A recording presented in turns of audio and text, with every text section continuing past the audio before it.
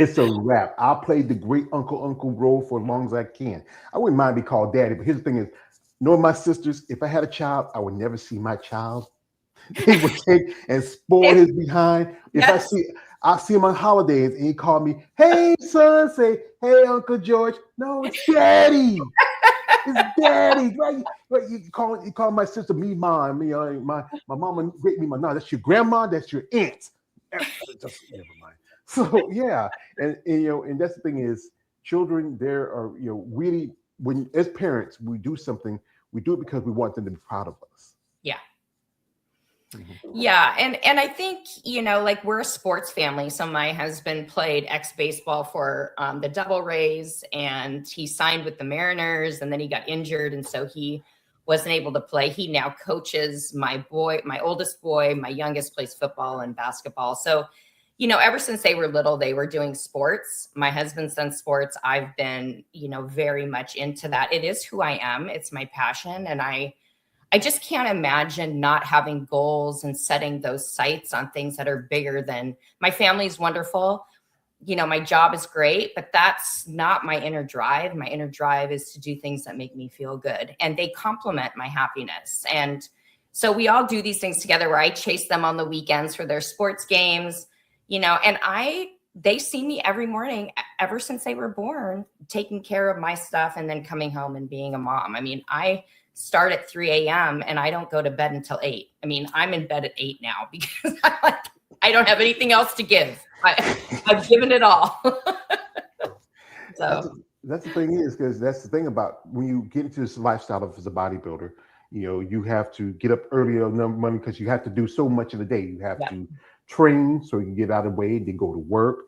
You have to find time to eat because you are a yep, social worker. Sometimes you have cases you got to take care of. yep, You have to go visit people and stuff like this, and you got to find those things. Then we get home 8 o'clock. Where that's back in time when I used to go to bed, and when like used to be back in the day, you hear Mash, yeah, time to go yes, to bed. So now you're doing that voluntarily. We yes. No, have I don't here, mess around with my sleep. Nope. yeah, that's part.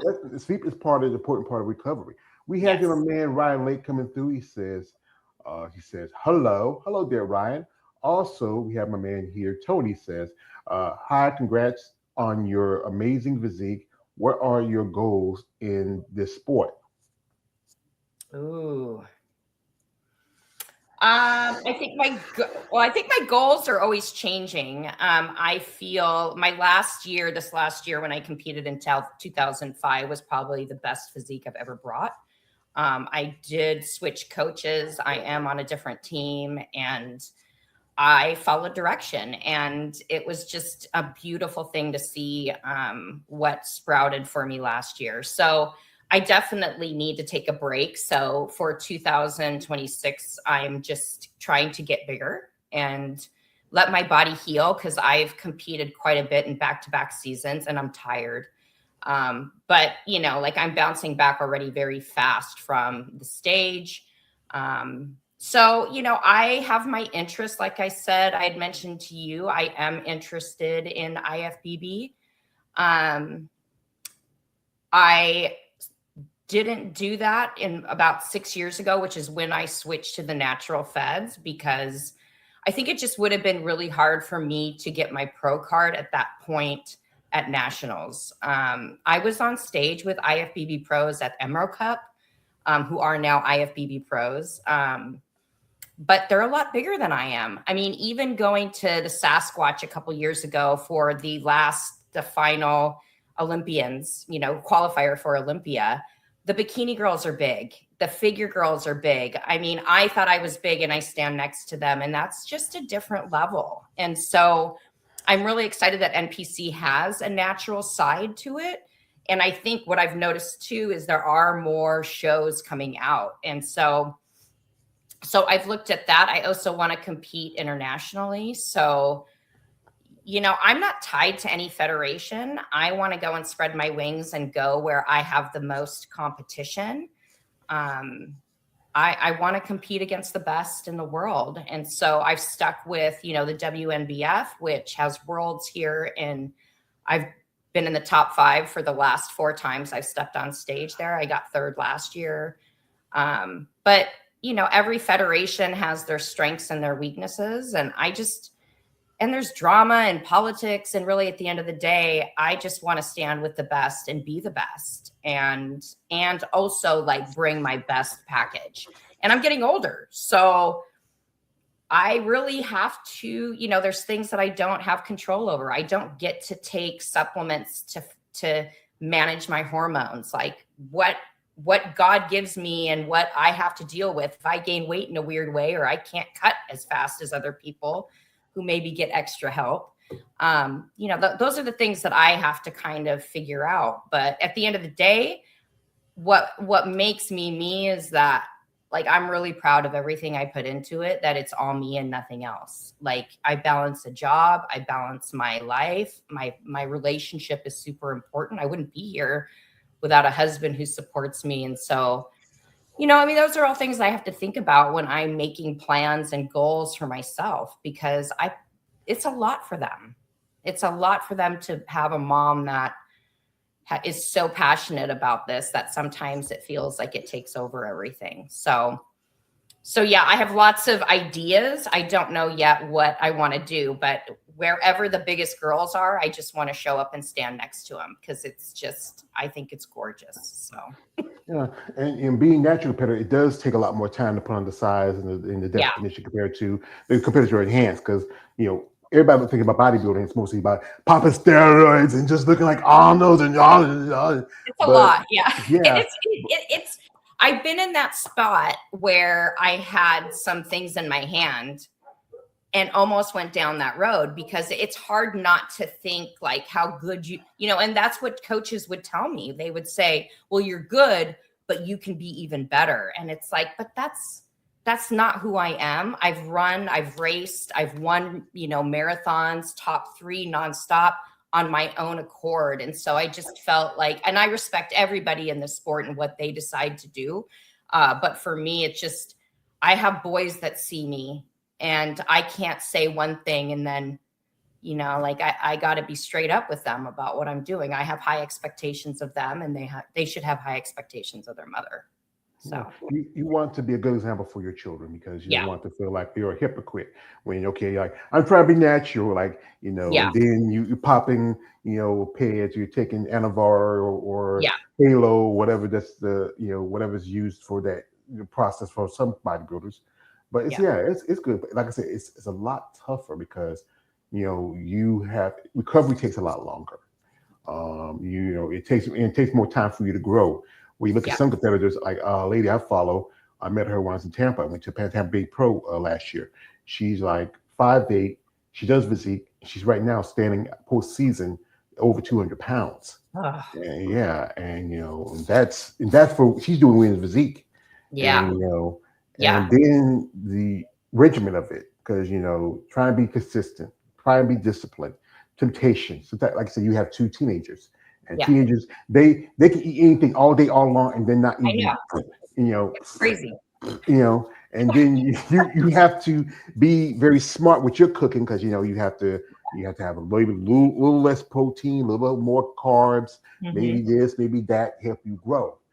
And that's the thing about bodybuilding. There's so much work to it. And again, it goes back to the issue of discipline, and also, being just persistent in what your goals are as a competitor. Well, and I think if you're good in bodybuilding or physique, just in general, like, you love everything that comes into it. Like, I hear people complain about the food, and I'm like, I love making my food. At work, I schedule my walk for the day in my calendar. Like, I make appointments. I work around my food schedule, because it's just all I know. It's my world with bodybuilding is my control. I'm not like that at work. I'm not like that with my family. Like, it's like whatever goes at work and at home. But when it comes to bodybuilding, like, I really love how controlled it is. And you have to love that part of it if you're going to be good at it, because either you are in it 100% or you're not. So you might as well love it while you're doing it. Yeah, it's like anything. It's kind of like, you ever heard those old commercials? It's like the Peace Corps. It's the toughest job you ever love. Yeah. So, folks, we got Sarah here. We're going to jump into her social media for a little bit. If you want to follow her, links in the description. want to check her out, you want to support her, these ladies can use support, especially for your fans and people just a fan in general of women in bodybuilding. But again, this is no offense to her. And I say this to you guys out there. She got a man, she got kids, no weird stuff. Stop it. I know you see a picture, you get, oh Sarah, yeah, I get a little, Calm down, you freaks. I know you. I'm one of you. I know your mentality, but have some sense. Have a little decorum. Have respect for her kids, and her man. Okay, so don't act weird. Okay, don't come on, guys. So we jump into her social media for a little bit. The link's in the description. You'll check her out. And here she is. And I remember she sent me this when I said, "You got some pictures you want to send?" And this one here. Oh my God! You're like the abdominal pose, the classic. I mean, it's like a throwback. Like we did it yesterday. Me and some friends. We were talking about, since it's Black History Month, we're talking about the many special women in the history of bodybuilding for Black women. And then we'll look at pictures and videos. And I remember a lot of the women from back up the 80s and 90s. And this is like classic. Like some of the ladies, like people like, Sandra Riddell or Corey Everson or Angela Langer, when, Carla Dunlap and, Laura Craval. This is what was women's bodybuilding back in the day. Yeah. That's a huge compliment. Thank you. I that was probably my favorite pose of the year this last year. Yeah. What show was that? That was the Monster Mash. So that was the one show I really wanted to do well at. That was the one show where I was like, it doesn't matter what else I do this year. That's the show I want to do. And it was amazing in that there were, I think, 12 bodybuilders on stage, and that never happens at just a normal show like that to get that many girls out. And then so I'm standing on stage with them, and it's just like I was in complete heaven. I mean, it's just, if I wish every show was like that, because it just was incredible. But it reminded me a little bit too of when I first started in women's physique in the NPC. Like you go to the Emerald Cup and you would have a huge lineup, so that was really fun. Mm-hmm. I know it was having an issue with that also in some shows, nationals. Last year, the nationals, they had to put together like 5 women just to do one division, one class for women's bodybuilding.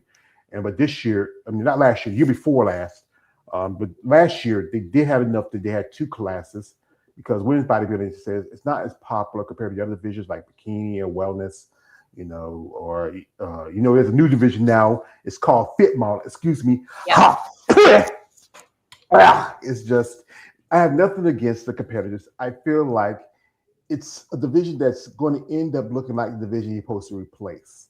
It's the look to it is like a throwback, but then as you've seen it, the divisions have evolved. You've been competing for at least 10 years. Mm-hmm. And you've seen how physique has evolved and how, figure has evolved, and, and even bikini has evolved. Like you say, you look smaller than some bikini competitors. I'm seeing bikini competitors who can do figure. I've seen figure competitors do physique. I've seen physique competitors do women's bodybuilding. Yeah. So what was that feeling like when you started competing for yourself? What did it feel like? Yeah. Well, it was interesting because I was totally terrified when I stepped on stage, and I came in as a figure competitor. And so it was like basic posing. I had no idea how to pose. I had no idea what I was doing, but I will tell you that how I felt on that stage, completely terrified, but also the adrenaline rush that I got from that was like nothing I had experienced. The closest to that was like, doing really well at a race or getting that runner's high. But the stage is something that I was very terrified. I mean, who wants to stand on stage and have people judge you when you've never done anything like that before? So, it was way out of my comfort zone. I think I came in second, and it was a master's figure. But I completely walked off that stage and was ready to do it again. And in fact, I had stayed at that show to watch the women's physique competitors. And that actually was where I was like, that's probably where I need to be, is women's physique, because I just love the routine. I call it the flex dance. And that was really my favorite part of competing is doing my flex dance, spending hours in my studio creating a dance. And it's very simple and it looks just like blah, whatever. But I have so much fun from finding my music to what the beat feels like, how I can show my personality out there, which is kind of where you see my whole beast gorilla thing. I always wear my hat to the back. I have my big hoop earrings. It's just who I am. And I've created an identity on stage that I am very, very proud of. And so I do the same thing every year with a different look, but the same hat, the same earrings. And I do my thing. And, there's a lot of confidence in that when I go out there, and I just love it. Mandatories are fine. I've gotten a lot better at my mandatories, but if all I could do is flex dance the rest of my life, I'd be in heaven. It's too bad we get judged on that. Yeah. I think like being more entertaining, because that's one thing. I remember back in the day when women's bodybuilding actually did a little thing where women, they come out and perform. They were dressing in uniforms and outfits. To be entertaining, but also it was part of their scoring. Yes. And here she is with her boys. Yeah. They're huge. I mean, they're grown boys. I mean, teenagers. Yes. But you gotta remember, you gotta keep them in place. I know you're still little, but you're still mother. You gotta remember, you gotta beat them down. So I threaten them all the time. They always tell me I'm crashing out. They need to put me in a crash cage or something. Well, that might be my hormones. Because they say mom's worry raging, but you're natural, so you're not worry raging. What, as you look at it from your standpoint, what do you feel like is the thing that you need to work on the most, especially come to when you're training and your presentation? Yeah. So right now my focus in off season is really to grow my hamstrings and get bigger arms. My back side, I don't even do glute work. It's just my lats and my glutes are just done. Like I don't touch those. So trying to grow my hamstrings, get bigger in my arms.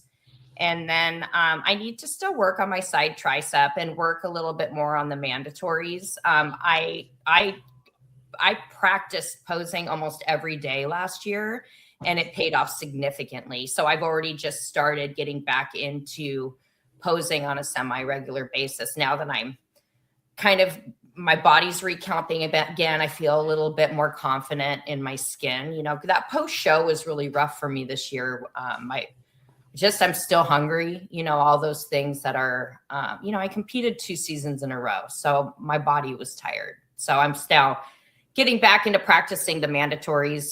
Because that's a game changer. Posing is it's so underrated, and people, I would put it off for years and years, like 10 years into it. And I finally spent this last year really focused on it, and it paid off. So those are my areas right now that I'm just kind of, working through. Well, posing is a very important part of your process as a bodybuilder. With other divisions, like I always say, the high heels divisions, all they got to do is just do a lot of turns, but still they need to know how to movement, how to put their hands, how to placement. With divisions like physique and women's bodybuilding, you have to be a presentation of how you move your hands, how you flex or how you spread out your lats. The judges are looking for certain things which helps you in how you place at a show. Like her lady said that the back will make or break how you place. You want better tie-ins in your glutes and to your hams.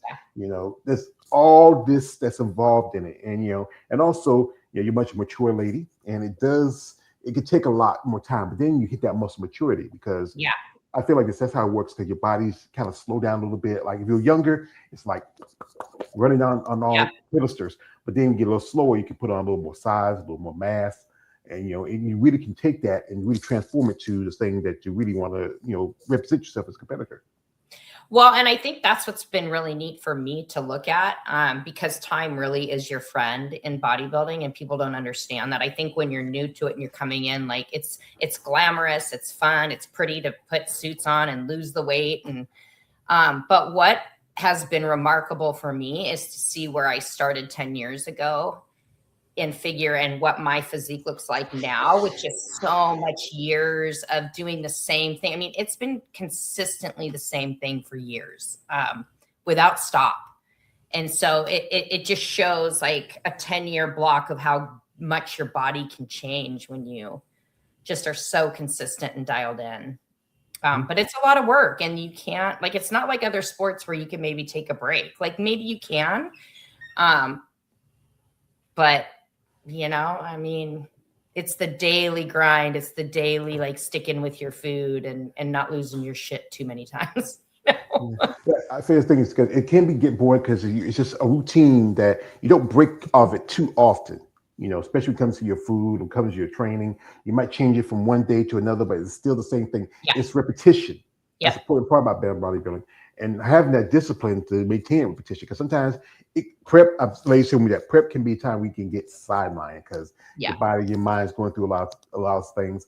This sport can be mentally, physically, emotionally, spiritually, and financially draining, especially for a woman. Because as you know, women, y'all are a bearer of our children. You take care of our homes. You have certain things about you. As for men, are like this quotes the great Conan Barbarian, and a purpose of life is to crush our enemies. See him before me, and hear the lamentation of the women. Because that's it. We are born to breed, die, and build. Yeah. And that's the tough part about that. What would you say?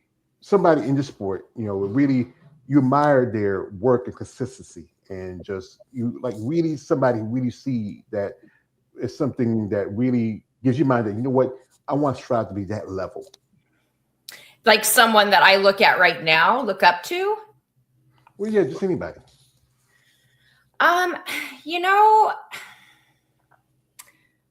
I think when I first started, I just kind of had this, for me, I just kind of appreciate everybody that's doing the work. There isn't a physique that I want to really be like, because I'm my own person and my body's going to do what it does. But what I do have a lot of respect for is it doesn't matter what level you're at, seeing those women go into that gym and bust their ass. And, you hear a lot of excuses about why people can't do that. And there are single moms that find a way to get into the gym because it makes them feel good, and they're determined to make changes in their life. And like you said before, like all these things, the discipline, the time, the focus, when you take care of yourself and you do things for you, like there's a lot of people that have no inner drive, and it's like they work all day and then come home to what? So I don't really have like a superstar I look up to.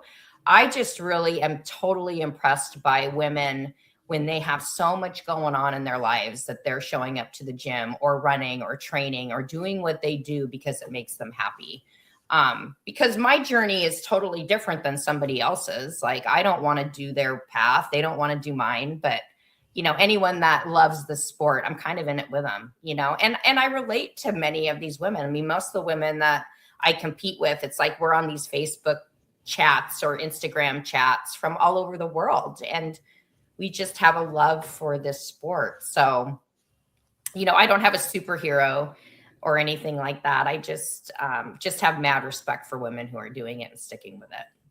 Well, with your organization, you competed. Some ladies I've saw that you compete with are very impressive. Like one lady here, I'll pull up here, Liz Gangrel. Oh, yes. I love Liz.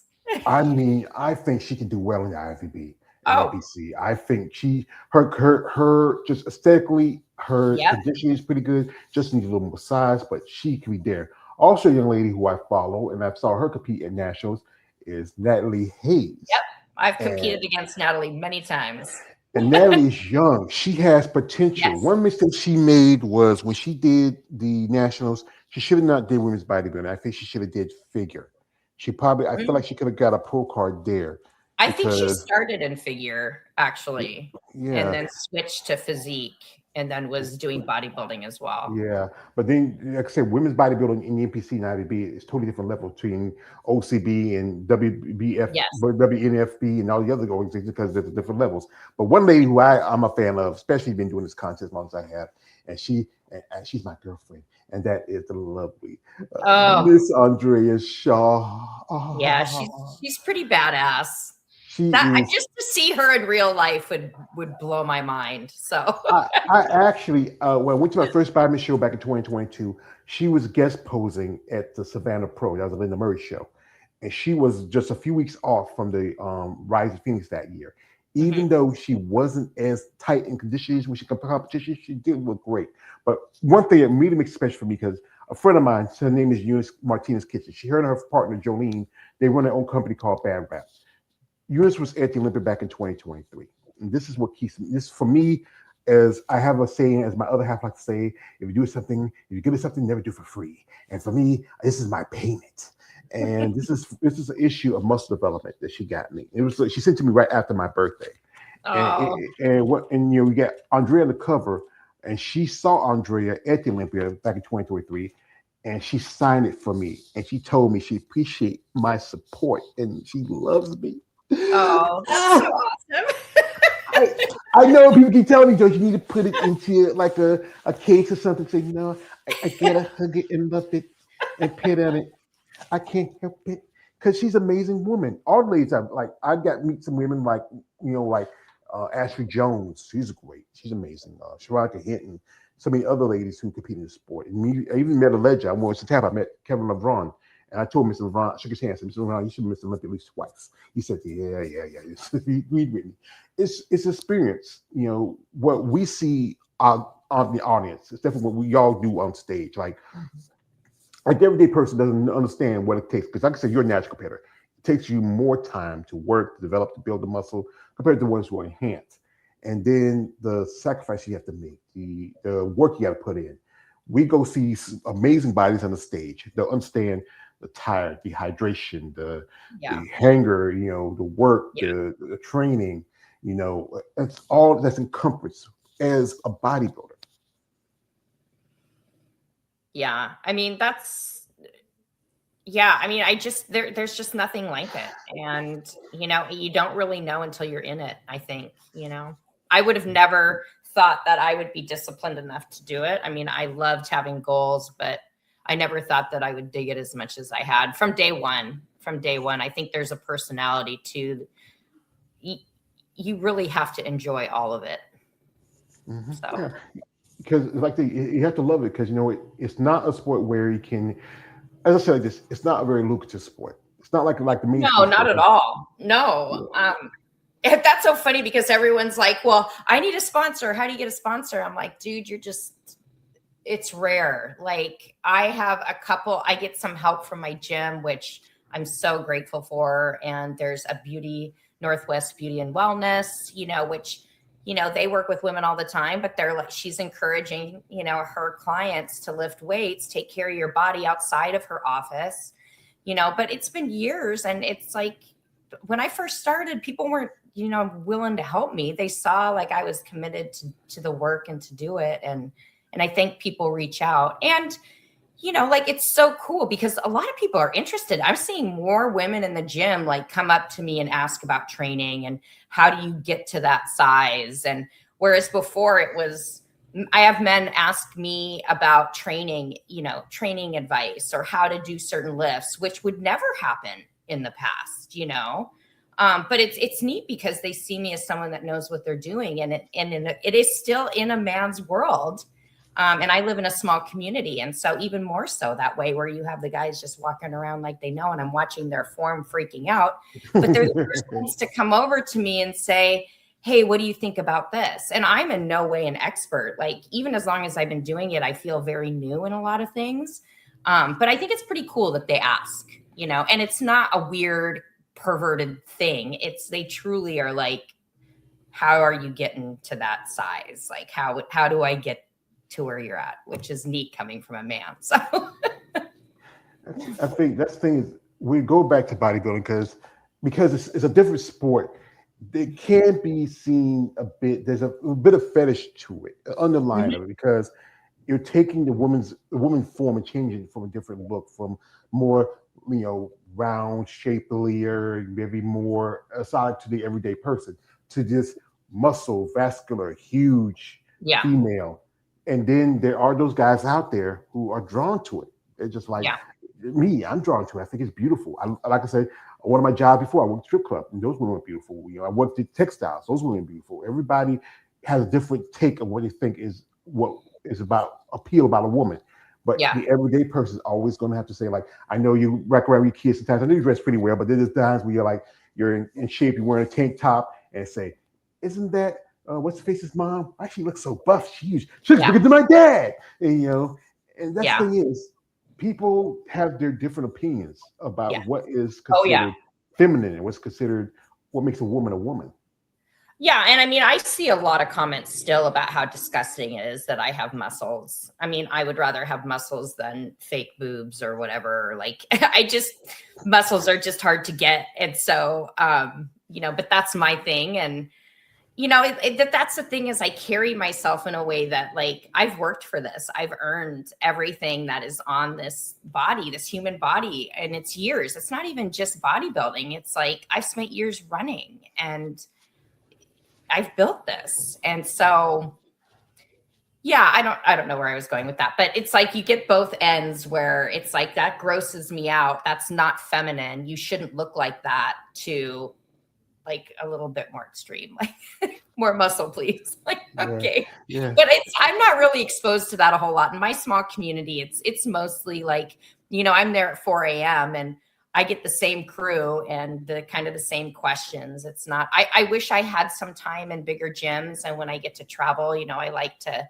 run around and look at new toys, because I don't even know how to train on some of those toys I see on like Instagram and some of those big gyms like in Vegas. It's like, how do you even get in that machine? So, well, like I said, you're never too old to learn. And if you ever get a chance to go check out the Olympia or one of these shows, yeah. and and hey, I'm a bodybuilder, I want to learn something, and there are people out there who's willing to help and work. Some people can be a little bit, off standish, whatever, because Yeah. but there's some generally nice, friendly people in the sport, and I've met quite a few of them. Like especially you're talking about people coming by to coaching. Who's your coach and how long have you been together? So Dr. James Johnson is my coach through ATP Performance. He lives in New York. So he's on the other side of the country. I started working with him. What is it? How long is it? Over a year now. Like, he prepped me for Worlds 2024. I feel like I've been with him for a long time, but just very straightforward, knows his stuff. I'm just a good human. And I've been through a lot of coaches. I had Matt Porter before he passed away as my coach. He took me on and got me ready for the Emerald Cup. I think it was in 2018 or 19. And I probably would have stuck with him for a long time. But he also he didn't have natural athletes. And so there was, some push to try some other things, but he was just a good human too.